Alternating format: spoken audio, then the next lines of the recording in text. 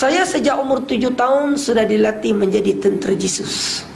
Saya bukanlah di kalangan penganut biasa yang pikul Bible, pergi gereja dia balik, tak.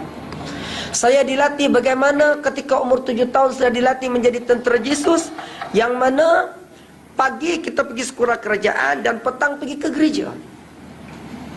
Sehinggalah saya bersekolah Kristian selama 8 tahun dan dilatih menjadi permission.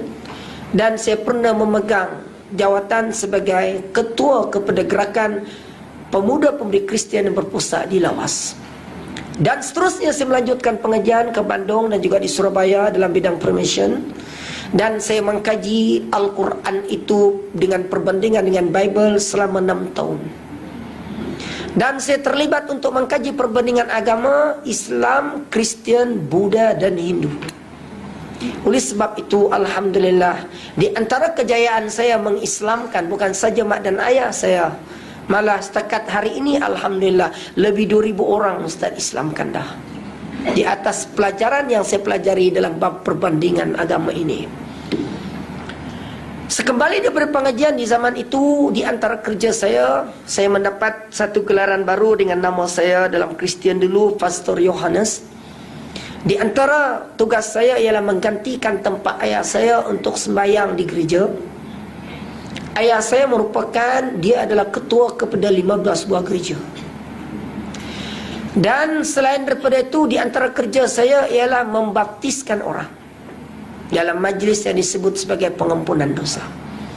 Jadi setelah berkecimpung beberapa lama dalam perkara tersebut, dan saya pernah membawa gerakan permission ini selama 2 tahun, masuk ke kampung-kampung, ke daerah-daerah, ke negeri-negeri. Tidak terkecuali Bumi Semenanjung ini merupakan persinggahan bagi kami di zaman itu, sebelum pergi bertemu dengan rakan-rakan permission daripada Singapura.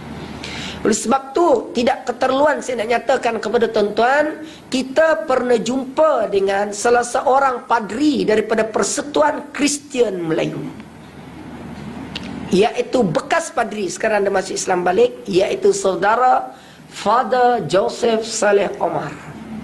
Dia beritahu kepada kita bahawa setiap tahun, tuan-tuan, setiap tahun dalam era 80-an sampai dekat-dekat 90-an, beliau sahaja berjaya memurtadkan khasnya anak-anak orang Melayu Islam ini sendiri lebih kurang 3,000 orang setiap tahun. Jadi pagi ni saya tak nak cerita bab sangat bab Ramadan ni, pasal ustaz-ustaz semua dah sebut. Kita buat kelainan sikit. Hak tuan-tuan perempuan pun dah 30 tahun dah puasa tak ke Ramadan, tak ingat lagi kot. Nah, cerita Ramadan.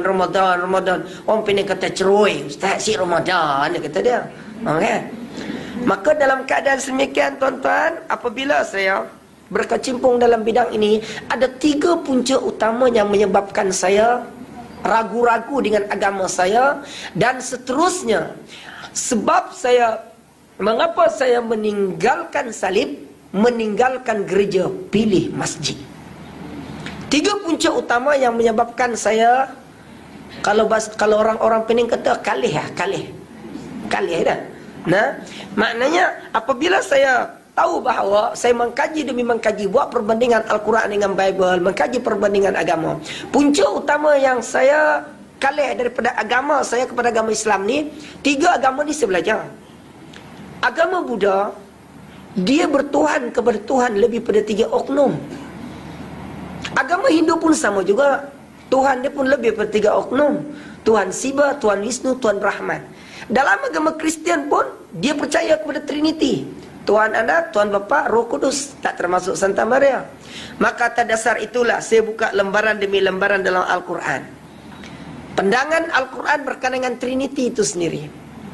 Jadi apabila saya berada di gereja, saya pimpin sembahyang dengan berdoa, wahai Tuhan Bapa di syurga, dengan berkat engkau mengutuskan anak engkau yang telah mati di palangkau salib dengan darahnya mengalir. Lebih kurang begitulah bunyi dia, tuan-tuan. Jangan hafal syirik. Maka dalam keadaan sedemikian, ya, yang pertama sekali saya jumpa dalam Al-Quran, apa pandangan Al-Quran tentang konsep ketuhanan Trinity dalam Bible itu sendiri. Allah berfirman dalam Al-Quran dalam suratul Maidah, A'udzu billahi minasy syaithanir rajim. Laqad kafara alladziina qalu inna Allaha thalithu thalatha. Kufurlah, kafirlah kata para ulama yang menyatakan Tuhan itu tiga-tiga dalam satu. Ini pandangan Al-Quran satu. Pandangan Al-Quran tentang konsep Yesus sebagai juru selamat ataupun Yesus sebagai anak Tuhan. Dalam surah As-Saff Allah berfirman, wa idz qala Isa ibn Maryam ya bani Israil inni Rasulullah ilaikum musaddiqan lima baina yadayya minat Taurah wa ilal akhir ayat. Apa kata Isa bin Maryam? Pandangan dalam Al-Quran dikhabarkan. Dan tak kala Isa bin Maryam berkata kepada kaum Bani Israel itu, wahai kaum Bani Israel, sesungguhnya aku ini adalah utusan bagi kamu dan membenarkan kitab sebelumku, yaitu isi kandungan Taurat, menunjukkan di situ Yesus dia sebagai rasul dan bukannya anak Tuhan. Maka atas dasar itulah pertama sekali saya cakap dengan ayah saya, bapa, saya nak tanya satu soalan. Bapa hantar saya ke sekolah perbandingan agama dan saya temui kebenaran dalam Islam, dalam bab akidah ini. Saya kata, apa jadi dengan agama kita Kristian? Betul ke Tuhan ini tiga dalam satu, satu dalam tiga, Pak? Tuhan beranak dan Tuhan mempunyai bapa. Kalau Tuhan beranak dan mempunyai bapa, Pak, maknanya dia sama dengan manusia. Lalu ayah saya cakap, kamu jangan tanya soalan ini, bahaya katanya. Nanti bapak punya allowance kena tarik, kata dia. Pasal ayah saya ada allowance di gereja. Nanti padri tahu katanya. Itu satu. Dan yang kedua yang menyebabkan saya pilih Islam ni, iaitu dalam bab pengampunan dosa. Bila ayah saya sakit, di antara tugas saya ampunkan dosa orang. Di gereja tu tuan-tuan kiri apa laki-laki perempuan datang sorang-sorang pergi mimbar, diceritakan segala keaiban dia. Lepas tu kita bawa pergi kolah di gereja, di belakang gereja tu kadang-kadang dia ada kolah untuk berbab baptis. Kemudian kalau tak ada kita buat pergi sungai. Kemudian bawa pergi kolah, bawa pergi sungai, kita tenggelamkan dia, air lebih kurang paras dada, saya pun letak tangan di atas kepala dia. Tuan-tuan pernah tengok tak orang membaptis ni? Tak pernah tengok nah. Baik ustaz nak tunjuk. Tapi tolong jangan salin. Nah, saya pun letaklah tangan kanan saya di atas kepala dia. Saya pun kata begini, dengan berkat Tuhan Bapa di syurga mengutuskan anaknya mati di palang kayu salib, maka dosa tuan puan diampun oleh Tuhan Bapa di syurga. Maka dah tenggelamkan dia, saya tenggelamkan dia, timbul bagi minum holy water, dapat ampunlah dosa dia. Senang tuan-tuan, nah? Syirik. Itu sah. Kemudian saya balik ke rumah lagi. Saya tanya bapak saya tanya padri-padri yang kecil, padri yang besar pun kita tanya. Saya tanya pada ayah saya kata, Pak, cuba kita fikir betul-betul. Adakah mungkin mana pasal dalam Bible yang autoriti kita ni sebagai pastor, sebagai padri boleh mengampunkan dosa orang? Mana ada pasal dalam Bible? Buka dalam New Testament, dalam Old Testament. Bapak saya dia tak berjawab persoalan itu. Lepas tu dia diam. Persoalan yang ketiga, Bible itu sendiri. Bible itu tuan-tuan, di tangan saya ada 5 buah Bible. Bible dalam bahasa Tamil, dalam bahasa Cina, dalam bahasa Melayu, dalam bahasa Inggeris, dalam bahasa Kadazan. Dia bukan diterjemah daripada bahasa Hebron, bahasa Injil. Dia telah dicetak, ditulis dalam bahasa itu sendiri. Sekali lagi saya tanya bapak saya, Pak, Bible yang ada di tangan kita ni banyak sangatlah bahasa dia. Yesus ni pandai ke dia cakap bahasa Kadazan ni, Pak? Entah, saya pun tak tahu, kata dia. Bapak saya tanya bapak saya pun tak tahu, kata dia. Maka atas itulah saya kata, bapak, kalau macam inilah, saya dah banyak berdebat dengan ustaz-ustaz ni. Bapak doakan saya, moga-moga saya berdebat, saya akan bertemu dengan seorang ustaz untuk menghuraikan persoalan ini. Kerana saya tanya kepada rakan-rakan yang lain, padri-padri kecil tak dijawab, malah padri besar tuan-tuan tahu, sahabat saya juga pergi di Vatican City di Rom, di Itali, iaitu Ustaz Tajuddin Usman. Dia ni kalau balik ke Sabah kena bunuh, tuan-tuan. Sekarang ada di Melaka sekarang. Nah, oleh sebab itulah saya tak sampai ke Vatican City, kerana saya meluk Islam awal.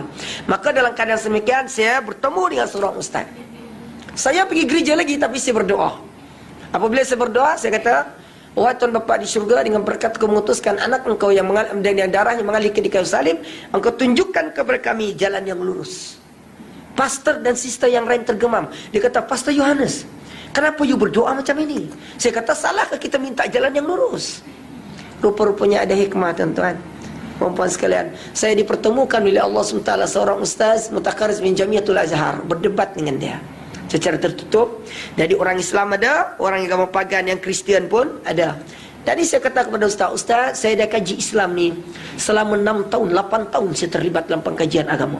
Saya kata, saya nak minta pada perdebatan kali ini yang ke-9, saya kata, saya minta Ustaz jawab 3 persoalan besar. Kalau Ustaz berjaya menguraikan persoalan ini, insya-Allah saya akan masuk Islam. Saya tak sebutlah insya-Allah masa tu, tuan-tuan. Kan? Maka apabila saya tanya persoalan tentang Trinity, dia boleh jawab. Sampai Z boleh jawab. Bila saya tanya tentang baptis, bila saya tanya tentang kitab, dia boleh jawab. Rupa-rupanya Ustaz ni dia belajar perbandingan agama di Mesir. Dia fakulti Usuluddin. Orang yang belajar Usuluddin ni, dia belajar tentang selok belok sejarah agama dunia, agama samawi pun dia belajar.